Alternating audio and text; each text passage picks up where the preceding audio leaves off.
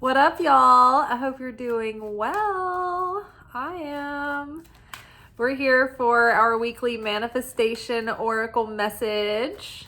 We're going to just take a look at the week ahead in regards to our manifestations and our goals and our dreams and our desires, and see where the energy's at, what the conditions are around us, and where we can direct our energy and our focus. So let's see how we should approach our goals this week. What do we need to keep in mind? We got a flipper. All right, accept heaven's help. So this has come up, I feel like, a couple of times recently in different ways. And it's like always like your prayers are being answered, like heaven's helping you, like accept heaven's help. You've prayed for help, so get out of the way and let heaven help you. There is like only one thing that comes to mind when this card comes up, and that is that we are in a state of trying to micromanage the universe and control the universe. And we're kind of like getting in our own way, or like we are like our own obstacle. We are our own worst enemy in this moment. So in what way are you fearful and you feel scarcity and you feel insecure, or you feel uncomfortable within the uncertainty? Or like this week, remember how we've been talking about how as our negativity comes up, our initial response is to get uncomfortable, right? And do something about it, right? Fix ourselves, change, do something reactive to respond. And the key is just to be uncomfortable, look right at it, embrace the negativity, have a sense of humor about it, and observe it without emotional attachment, getting involved in the soap opera of it all, right? So the more we can observe these subconscious saboteurs, the less power they have. The more when we can recognize, oh, this is a default setting that I sort of like slip into, it's like we start to break that habit because we can stand outside of it and be like, oh, that's not actually what I'm choosing. That's not what I want. That's just where my default is to go in that direction. So that could be the case too. So our default setting, it could be getting in the way of the new patterns that are trying to form, or the new opportunities, or the new sort of direction that life could take us in as it's presenting. So if we look away from the negativity, or we try to fix it and cover it up really quick, we don't really get to the root of it. We don't get to the heart of it. And so we don't really get to transform it. It's like an apple with a worm poking its head out. And for a minute we see the worm, but then the worm scares us and we look away. And instead of just looking right at the worm and taking the worm out of the apple, the worm goes back into the apple. Same as such with our negativity. I think it was Rav Ashlag that talked about this and used this as an example. So the worm goes back in, our negativity is then hiding once more, and it's setting in and becoming like part of our identity. It's like hidden again, and it's becoming more and more set in stone within us. So we need to act quickly when we see that negativity come up. Instead of looking away or anesthetizing it or trying to fix it, we need to embrace it and hold on to it and really look at it and examine it and question it. Where does this come from? Where is this really rooted? And so that is an opportunity this week that we do need to act on, but we need to be careful about impetuous or impulsive behavior, because it might take us into like an old self-defeating pattern or tendency. So don't micromanage the universe. This week, when you feel insecure, uncertain, you feel uncomfortable in that uncertainty, and you want to take an action because you're kind of fearful, stop yourself. Observe. Are you trying to give yourself the illusion of control in the situation? Are you trying to have control in the situation? Are you trying to micromanage the universe? Because the universe might be trying to steer you in a direction or put something in your path that may help you, but it may cause you to divert in a way that you're not expecting. And so you keep thinking like, no, I need to go this way. I need to go this way. And the universe is like, no, we're trying to like recalculate here, and you're stuck in the same direction.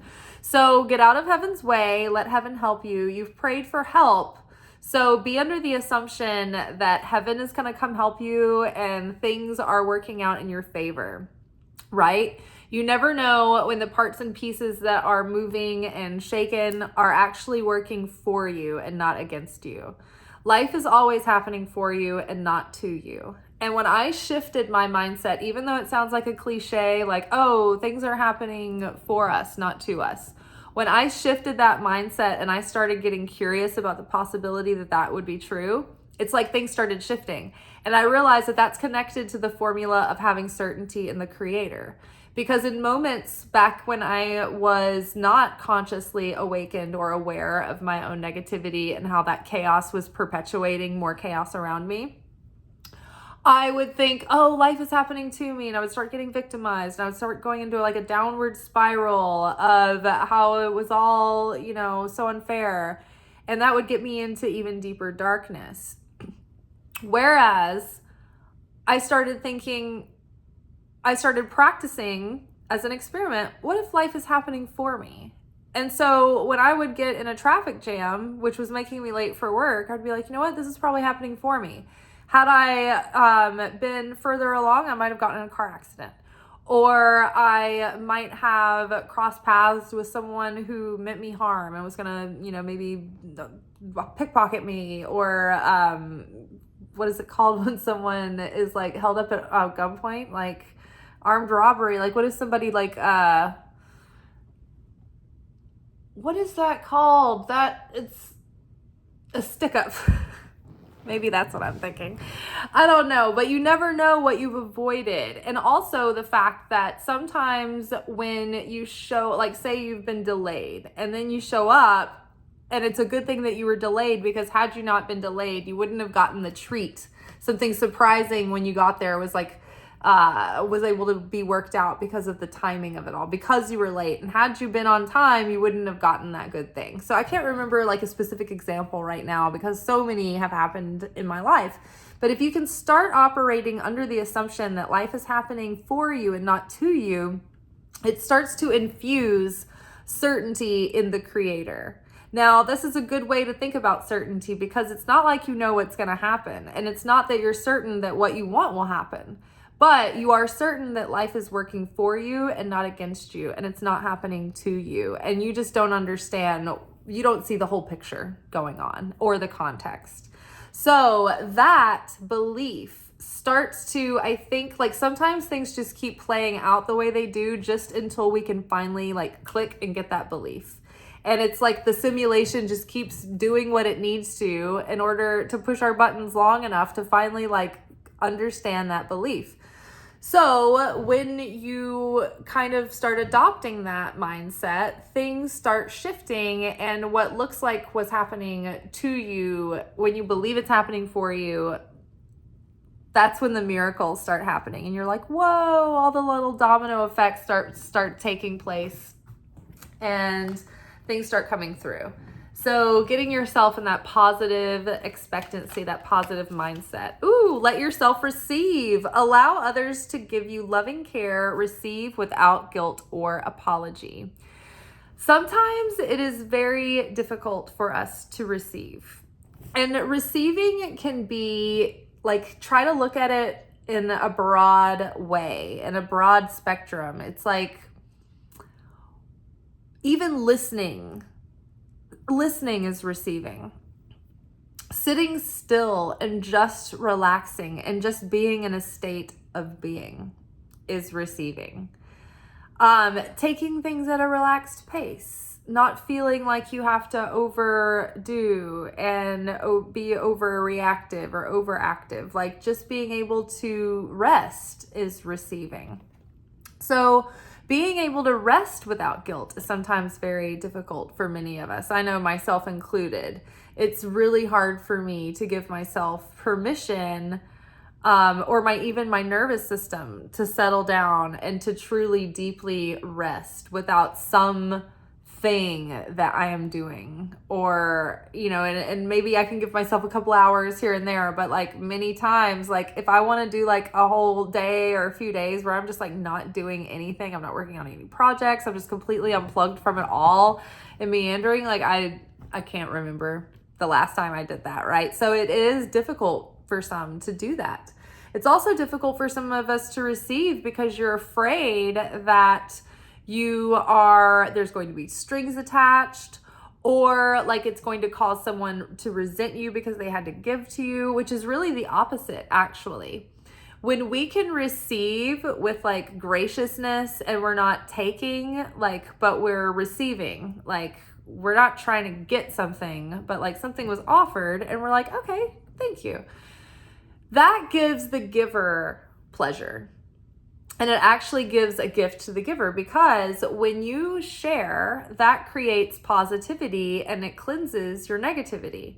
So when someone gives to you, by receiving and by receiving graciously, not only are you bringing them positivity, joy, and pleasure, but you are also helping them transmute their negativity into positivity. There was an impromptu Kabbalah class that just showed up today. I got a text. My teacher was going live on a Zoom with one of my other teachers, and they were going to take questions. So I watched this Zoom, and one of the people, they were a practitioner of healing, and they were actually a musician and a speaker, but they would speak for like charities, organizations, and things like at events. And so he was talking about, how do you know the difference between receiving for the sake of sharing and receiving for the self alone when it comes to doing positive work that is in the arena of like charity or ministry or something in that nature of healing, art. So he was, basically like, the only gigs that are offered to him are ones that are like free. Like you can come volunteer for our thing and do this for free as a donation to the charity, or like very low gigs. And so my teacher, he was like, what's the difference between like setting a boundary and then like requiring payment, or, having like a balance between not having like all the gigs be free gigs? Like, how do you draw the line with where you can set a boundary, where you ask for what you're worth? Like, how does one discern all of this? And my teacher's answer was that kind of went along the same lines. It was like, he gave this example. He was like, have you ever gotten a chance to like give someone that you really respected, like a glass of water or something? And this reminded me of when I was on set taking care of celebrities when I would work in TV and film and video. Or the other night when I waited on Sweep the Leg Johnny from Karate Kid. He was at my table from the 80s movies, Karate Kid, the blonde guy, Johnny. And then he's in the revamp, Cobra Kai, Johnny. He was at my table and I was like, oh my God, I love Johnny. Skeleton suit Johnny. Like, I was like so excited, and it gave me so much pleasure to wait on the table, just take good care of him, let him have a good dinner, not mention anything about a celebrity or whatever. And it was my pleasure. But what if he had been all weird, like, oh, I don't want to burden the waitress. It would have made the whole thing awkward. But they were good at receiving. They had a good dinner. They let me take good care of them. They weren't all like shameful about it or guilty. They just received without guilt. And then I was happy to give, right? This was a textbook example of what David was illustrating. He's like, when you can take care of someone you admire, like what if you got to take care of your favorite celebrity or, your favorite singer or something? You'd be so excited. Like, I got to give them the bottle of water. It was me. It was like there was a gift in the giving. Such is true energetically. When we give, like we are receiving light from the Creator when we are giving. So you should not feel guilty about charging for your service, whether it's spiritual or not spiritual or anything. Say you're a photographer, right? And everybody wants their cousin or their friend to give them the cousin rate. And that drives down the entire value of photography. And then everyone in the industry has to lower their day rate, or they feel like they have to compete with the market, because it's been flooded with people whose cousin has done their wedding for like $200. So that, so how to know if you're like having imposter syndrome or feeling guilt about charging. It's like, you need to charge what your time is worth, but also what your value is realistically. Don't charge more than you're worth, and don't charge less than you're worth. Because if you charge less than you're worth, then that creates bread of shame with the other party. They feel like they should be paying you more. They wonder what's wrong with the service or the product or something. Why doesn't it cost more? And so it puts a stigma around something when it doesn't cost enough. Also, for instance, like if somebody wants me to do a reading for them for free, they don't appreciate what I tell them. It's a complete waste of my time. They ignore the advice. They don't care. They just go back to their whatever. And they're like, oh, that was a nice, fun reading. They may not ever think of it again. They completely take it for granted. But if somebody books an appointment and they know that they are going in advance and they have time to think about it and prepare themselves for the reading, and they know that it's on their schedule and it's marked on their calendar, and they know that they're going to have to pay a fee, they listen carefully. It's got a sacredness. There's been a sacrifice made for that reading. So they're taking it seriously. They put skin in the game. They've invested in this. So they're paying attention, and they're actually taking the advice and doing something with it afterwards. So I have no problem charging for my readings, even though they are spiritual help. I do this every day for free. So, and I'm also not a church. So I'm not Jesus. So you can find him for free. But my time is valuable, and I have to be the gatekeeper of my time. And I also have bills to pay and, my life. So that's why we shouldn't feel guilty about receiving for our services. Now, you have to be really honest with yourself and where you're at with your skill set or with your product or with your offerings or whatever it is. What is the market, average? What's the market value, and where do you stand in the market? Are you in an expert end where you have a lot of genius in this area, you have a lot of talent, particular amount of skill that you're offering, or are in very high demand, or are you a beginner? So you have to, like with photographers, when you're beginning and you're editing and your filters and everything, they're not like on point yet. You don't have your look down. You're still working it out. You're still working out the kinks when you like show up somewhere with your gear. It's like maybe you don't have like a second camera to shoot with. It's like those are kind of factors that you just take into account, and you're practical about it. And it's less of an emotional, like, I don't know why photography has come up, but that's, I don't know. I'm a photography adjacent, so I feel your pain out there, because I know, like, I've even considered being a photographer and thought about realistically what that looks like and all the business that goes along with being a freelance photographer. And ultimately, I just decided I didn't have enough passion for it, and the market felt flooded with people's cousins. But yeah, this is the struggle that so many freelancers have, and so many people that are starting a business or a side hustle or pursuing maybe a talent. It's hard to receive for that talent. And maybe this card is generally talking about how we should be open to receiving from the universe, right? Because so many times before our manifestation, the big one comes in, like the universe starts sending us small things and preparing the vessel to receive. And it's like, have we worked on our self-worth and prepared ourselves to be open to feel worthy of receiving, to feel deserving, And the thing that'll block us faster than anything is a feeling of shame or guilt, because that affects our self-worth and our sense of deserving. So no imposter syndrome. Just get really realistic about what your asking price is, if that's what we're talking about right now. And don't ask for more and don't ask for less. Just be right on the money. And you don't have to feel guilty about it at all. And then, as time goes on, you can raise your rates if you need to. But don't feel bad about charging, because everybody needs to make a living. But also be, like we said, be realistic about where you are in your skill set, or where your product is at. Okay, what else do we need to know for this week? So we've got heaven is helping us. Let yourself receive. Let heaven help you. Rest. I love that we talked about how sometimes it feels so guilty to allow ourselves to receive rest.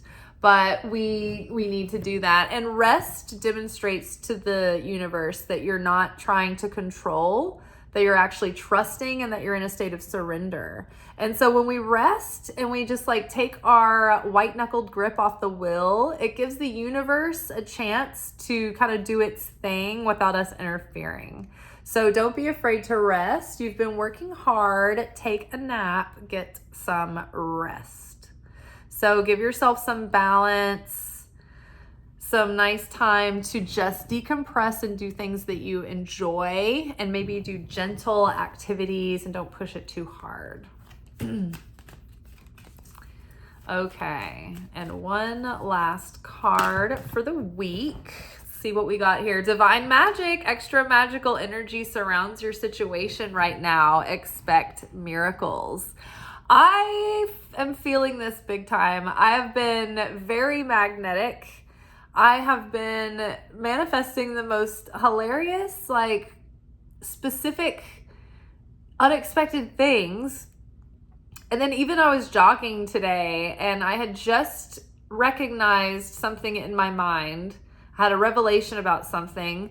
And as confirmation, I looked down and it looked like there was a stone in the grass. And I was like, is that just garbage? And I turned around, I went back and I picked up this rock because I was like, is this one of those key holders?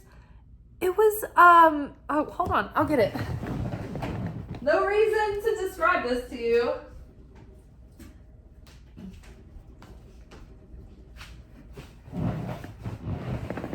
I found this on my jog, like a smoky druzy quartz cluster, like a geode. It was face down like that. And I was like, oh, is that what I think it is? Because it's I could see like this. It was just like that. And I was like, is that a key holder or is that stone? And I went and picked it up and it was a cluster of crystals. And because it was smoky quartz, and the themes this week have been shadow side coming up, our density, our negativity coming up. And that is what smoky quartz and gray stones, a lot of black stones are all about. They're about the shadow. They're about cleansing.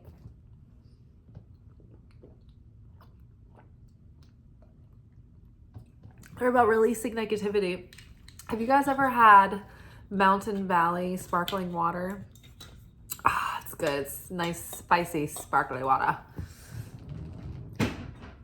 Not literally spicy, but at my restaurant, when sparkling water is really sparkling, it's very carbonated. We call it spicy. That's what we say. Okay.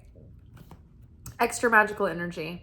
So I'm also doing the To Be Magnetic Unblocking Challenge, which I think has really helped because every time I have done the day's challenge requirements, I have then manifested something wild that day.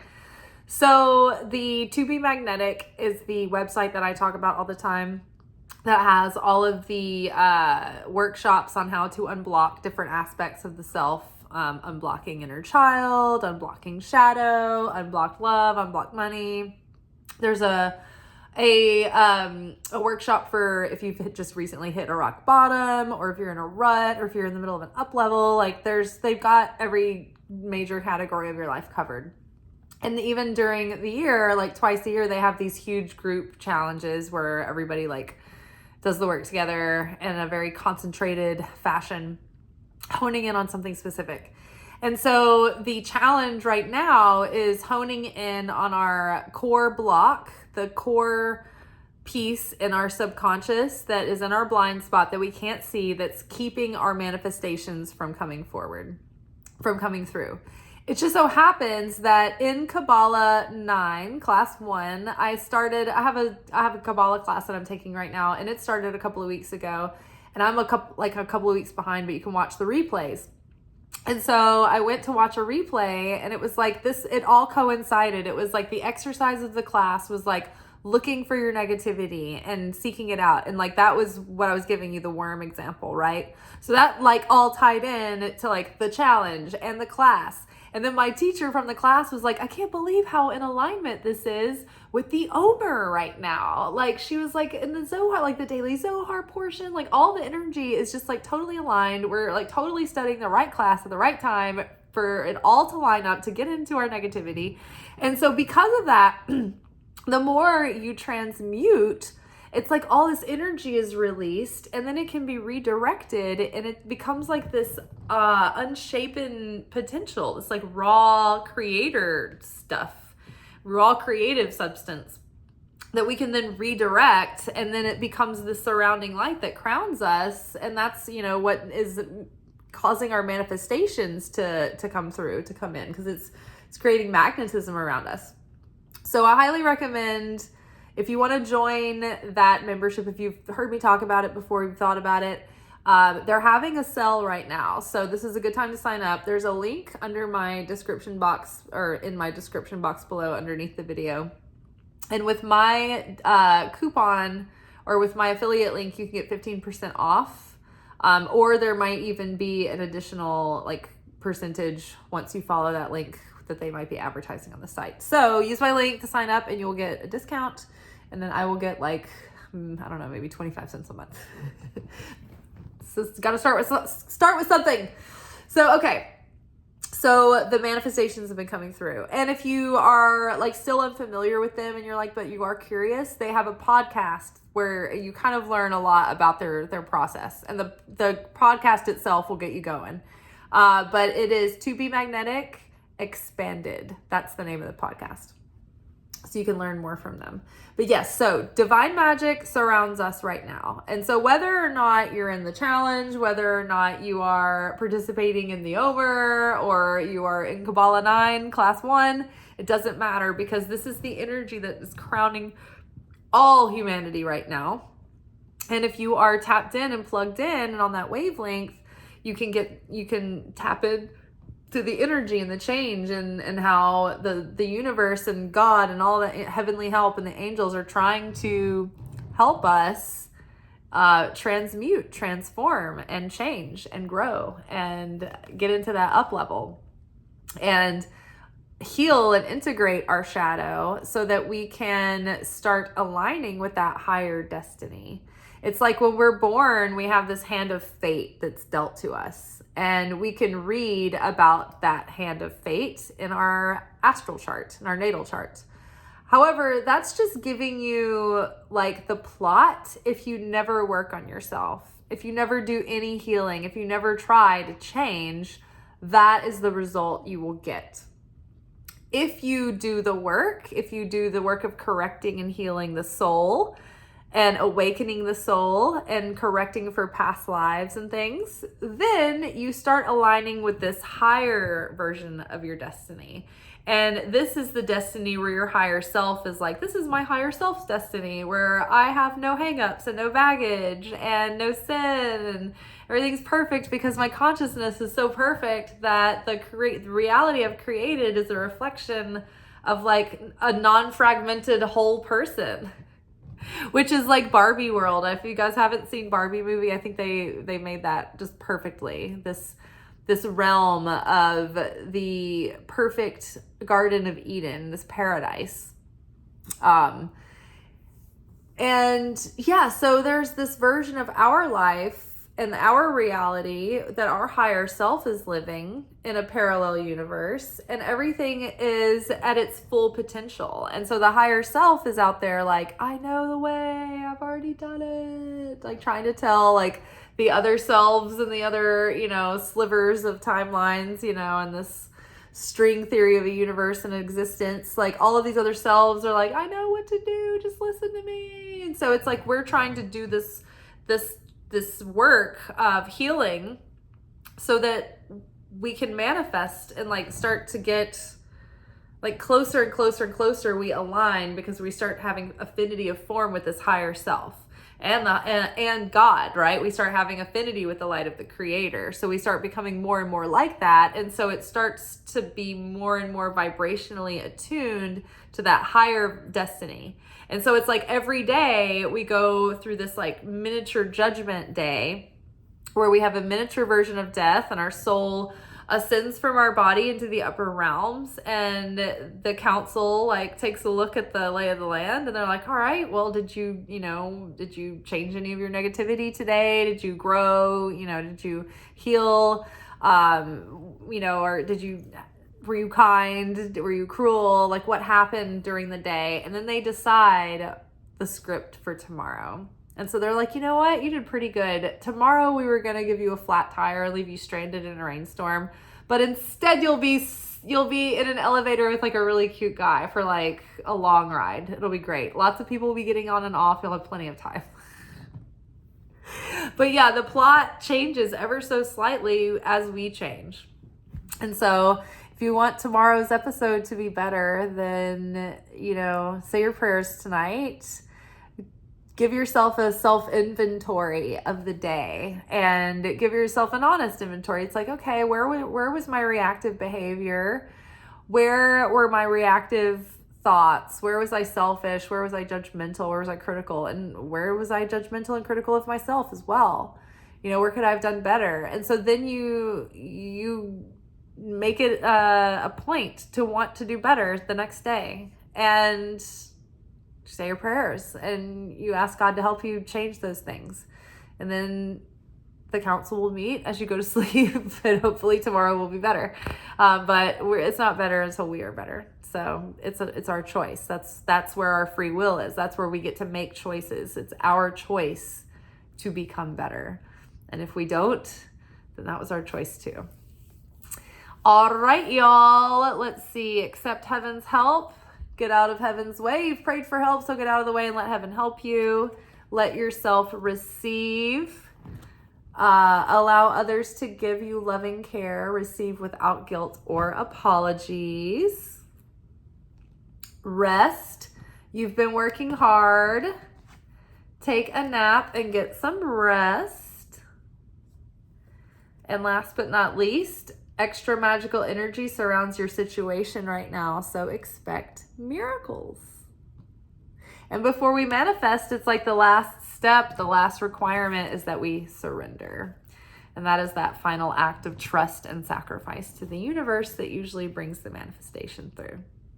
All right, y'all. I will see you tomorrow for our midweek alchemy message. And if you want to take a look at that earlier than later in the evening or possibly early Thursday morning, you can follow me at Liz_Taylor_Magick on Instagram, and you will see that post like midday. All right, y'all. See you later. Ciao.